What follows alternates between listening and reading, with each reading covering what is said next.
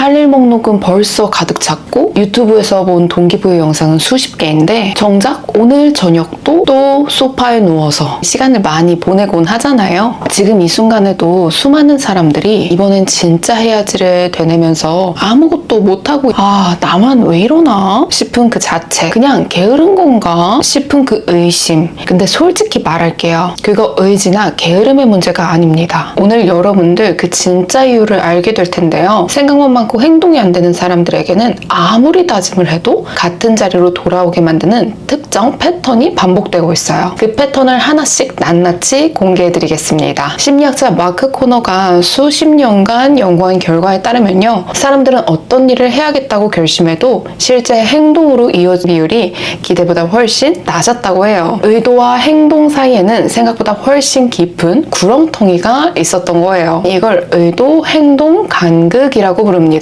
이게 왜 생기냐고요? 단순히 마음이 약해서도 아니고 환경이 나빠서도 아니에요. 우리 뇌 안에 새겨진 특정 패턴들이 조용히 브레이크를 밟고 있는 건데요. 더 무서운 건 이 패턴들이 너무 교묘하게 작동한다는 겁니다. 스스로 열심히 하고 있다고 느끼는 순간에도 이미 작동 중이라는 거예요. 가장 충격적인 사실은 이 패턴을 모르면 아무리 동기부여 영상을 봐도, 아무리 새벽에 결심을 열심히 해도, 아무리 플래너를 바꿔도 결국 같은 자리로 돌아온다는 겁니다. 전문가들이 수십 년에 걸쳐 연구한 결과 행동이 안 되는 사람에게는 숨길 수 없는 특정 패턴이 있다는 걸 발견했어요. 아무리 다짐을 강하게 해도 완전히 벗어날 수 없는 구조들이 있다는 얘기죠. 지금부터는 그 패턴들을 하나씩 알려드릴 건데요. 한번 알고 나면요.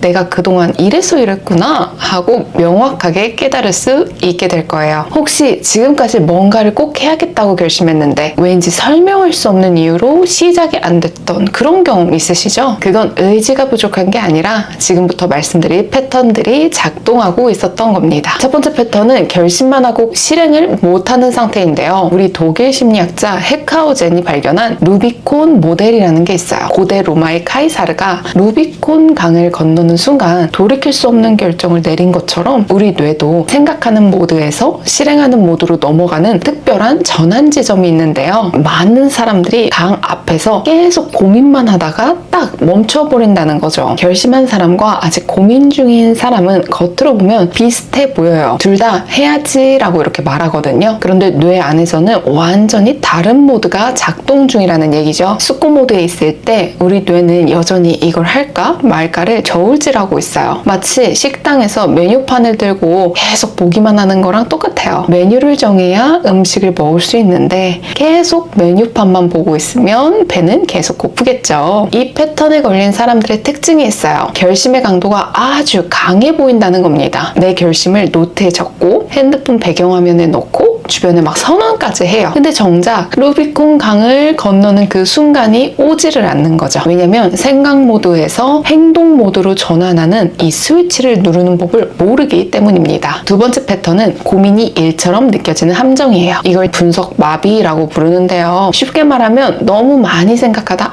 아무것도 못하는 거예요. 이 패턴이 무서운 이유가 있어요. 고민하는 동안 뭔가 생산적인 일을 하고 있는 것처럼 느껴진다는 거예요. 실제로는 뭔가를 결정하는 그 불편함을 피하려는 방어 행동인데 스스로는 열심히 뭔가를 하고 있고 준비하고 있다고 믿어버려요. 예를 들어 운동을 시작하려는 사람이 있다라고 해볼게요. 헬스장을 알아보고 유튜브에서 운동법 찾아보고 식단 조사하고 운동복도 막 골라요. 근데 실제로 운동은 한 번도 안 했어. 고민하는 내내 뭔가 열심히 하고 있는 것 같은 그런 기분이 드는 거죠. 게다가 선택지가 많을수록 이 함정에서 더 깊이 빠집니다. 심리학자 베르 슈워츠의 연구에 따르면 선택지가 늘어날수록 사람들은 결정을 더 어려워했고 결국 아무것도 선택하지 않는 경향이 강해졌다고 해요. 신경과학 연구에서도요. 선택지가 제한될 때 오히려 뇌의 의사결정 영역이 더 활발하게 작동을 했습니다. 예를 들어서 여러분들 배달 어플에서 치킨을 시키려고 하는데 선택지가 50개야.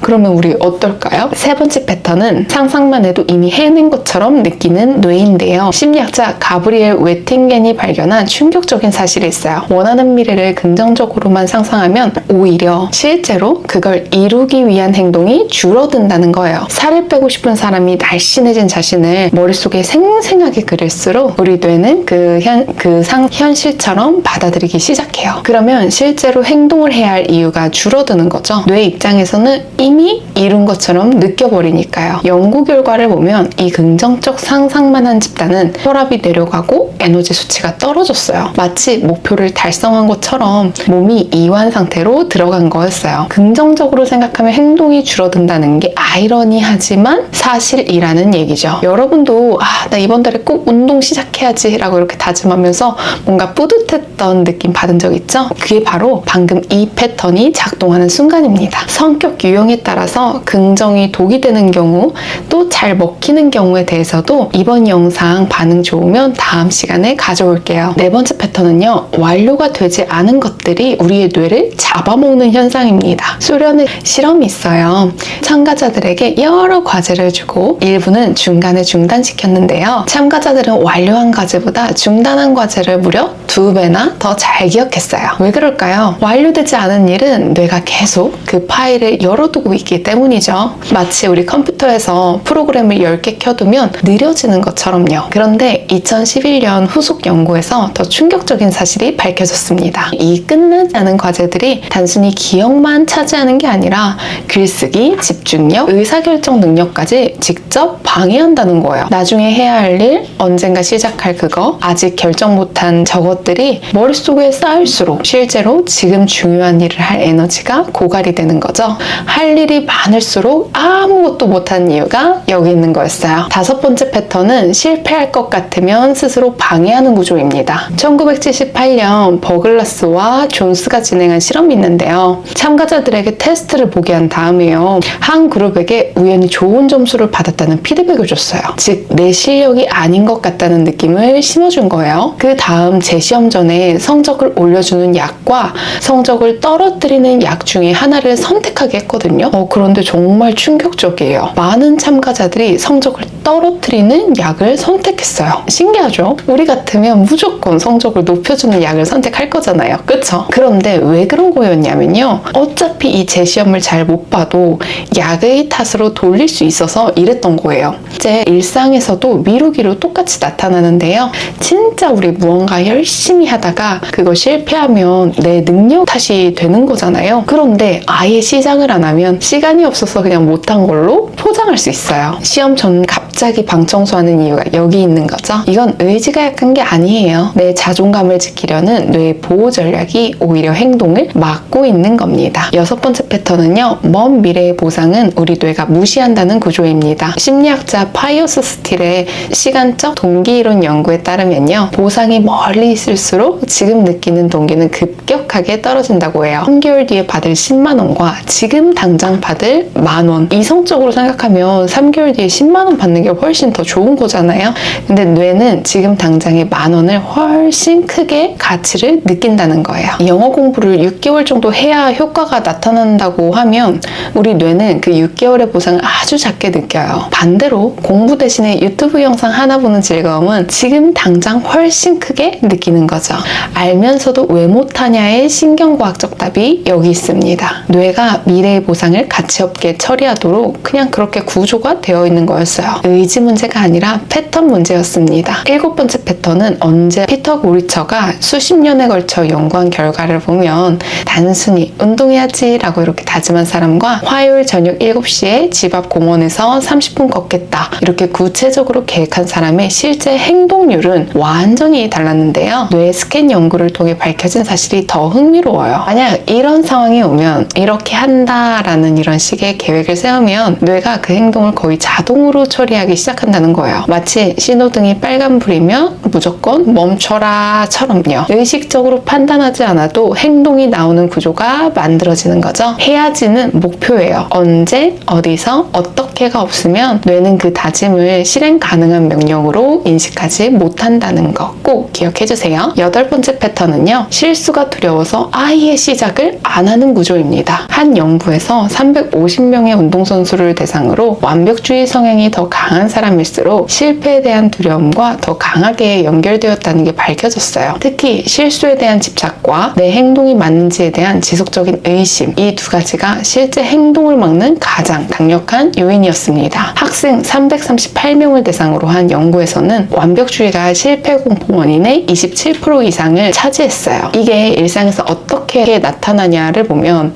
보고서를 쓰기 전에 완벽한 계율을 먼저 짜야 된다. 운동을 시작하기 전에 완벽한 식단과 루틴이 준비되어 있어야 한다. 이런 생각들이 결국 시작 끝도 없이 뒤로 미루게 만드는 거예요. 100점짜리 계획 세우느라 0점짜리 실행이 계속되는 패턴입니다. 9번째 패턴은요. 불안할수록 우리 뇌의 제어 시스템이 꺼진다는 사실입니다. 또한 312명을 대상 불안한 감정이 높을수록 뇌의 자기 통제를 담당하는 부분이 약해진다는 게 밝혀졌어요. 불안이 뇌의 특정 영역 간의 연결을 불안정하게 만들고 이게 자기 통제 능력을 낮춰서 미루기로 이어지는 경로가 확인된 거예요. 쉽게 말하면 이렇죠. 불안하면 뇌의 이성 담당 부서가 제대로 작동을 못해요. 그러면 당장 눈앞의 유혹에 끌리는 힘이 커지는 거죠. 그래서 중요한 일을 앞두고 오히려 방 청소가 하고 싶어지거나 핸드폰을 더 많이 보게 되는 거예요. 불안이 자기 통제를 무너뜨리는 구조로 바뀌어버리는 겁니다. 이건 의지의 문제가 아니라 우리 불안이 뇌에 직접적으로 영향을 주는 생물학적인 패턴이에요. 10번째 패턴은 아무리 노력해도 숨기기 어려운 부분인데요. 가장 예상치 못한 순간에 딱 드러나게 돼 있어요. 바로 생각과 행동 사이에는 멈추는 순간이 구조적으로 반복된다는 겁니다. 미완성 과제, 열린 고민, 정하지 못한 결정들, 이것들이 머릿속에 쌓여있는 상태에서 새로운 행동을 시작하는 건 구멍난 양동이에 물을 채우는 거랑 똑같아요. 아무리 채워도 다 빠져나가는 거죠. 연구에 따르면 이 열린 과제들은 단순히 기억 속에 있는 게 아니라 뇌의 실시간 작업 공간을 점령하면서 현재 집중력과 의사결정 능력을 직접적으로 갉아먹어요. 지금 뭔가 해야 할 것 같은데 뭔지 모르겠는 그 느낌, 항상 뭔가 부족한 것 같은 느낌, 이게 바로 이 패턴이 만들어내는 감각입니다. 이제 10가지 패턴 다 알았으니까요. 해결 방법도 알면 좋겠죠. 그러니까 끝까지 집중해주세요. 먼저 베팅겐이 개발한 이건 긍정적 상상의 역설을 역으로 이용하는 방법인데요. 원하는 결과를 상상한 다음에 반드시 현실의 장애물도 같이 떠올리는 거예요. 성공 상상만 하면 우리 뇌가 이미 이뤘어 이렇게 착각을 하지만 상상 직후에 내가 실제로 막히는 지점을 구체적으로 생각하면 우리 뇌가 에너지를 보존하는 게 아니라 실제로 행위를 시작한다는 실험으로 증명. 상상하는 방법 하나만 바꿔도 뇌의 반응이 달라지는 거예요. 두 번째는 자이가르니 효과를 반대로 활용하는 방법인데요. 머릿속에 떠드는 미완성 과제들을 전부 종이에 써버리는 거예요. 그냥 뭔가를 적는 게 아니라 뇌 안에 열려있는 파일을 닫아버리는 작업이에요. 쓰기만 해도 뇌가 그 걱정을 실시간으로 처리하던 걸 멈추고 현재에 집중할 수 있는 공간이 생겨버려요. 더 열심히 하는 게 아니라 우리 뇌의 짐을 내려놓는 방식으로 에너지를 되찾는 겁니다. 세 번째는 고리처가 발견한 if then 전략이에요. 내일부터 운동 가야지가 아니라 내일 저녁 6시에 운동복이 가방에 들어있으면 바로 헬스장으로 간다. 이런 식으로 구체적인 상황, 행동을 묶어두는 거예요. 이렇게 하면 우리 뇌가 그 행동을 의지력이 필요한 선택이 아니라 거의 자동 반응으로 처리하게 되는 거예요. 의지력을 키우는 게 아니라 의지력이 필요 없는 구조를 만드는 방식, 이게 정말 중요한 거죠. 여기까지 오신 분들은 아마 이런 생각 드실 거예요. 방법 다 알겠어. 근데 왜 나는 또 못하는 것 같지? 맞아요. 우리가 방법을 안다는 것과 실제로 내 삶에서 작동하게 만드는 건 정말 그냥 완전히 다른 일이에요. 왜냐면 이 패턴들은 사람마다 다르게 얽혀있기 때문이거든요. 어떤 분은 핵심 패턴, 어떤 분은 불안이 모든 걸 무너뜨리고 또 어떤 분은 완벽주의가 첫 발을 막고 있어요. 우리 이런 유튜브에는 방법이 넘쳐나죠? 나에게 딱 맞는 방법은 나의 패턴을 먼저 알아야 나온다는 거예요. 내 안에 뭐가 실행을 맡고 있는지, 어떤 패턴이 가장 강하게 작동하는지를 모르면 아무리 좋은 방법도 그냥 내 몸에 안 맞는 옷이 되는 거예요. 매번 같은 지점에서 무너지는 건 우연이 아니에요. 뭔가가 반복이 된다는 건 이유가 있는 겁니다. 그 이유를 정확히 보는 것부터가 진짜 변화의 시작이에요. 먼저 제대로 진단하고 그 패턴에 맞는 전략을 순서대로 교정해 나가기 때문이에요. 방법은 어디서든 찾을 수 있어요. 지금까지 같은 패턴을 반복해온 분들 그거 얼마나 정말 지쳐있는 일인지 잘 알고 있어요. 근데 패턴을 알고 나면 그 반복이 훨씬 수월하게 끊겨요. 아래 고정 댓글에서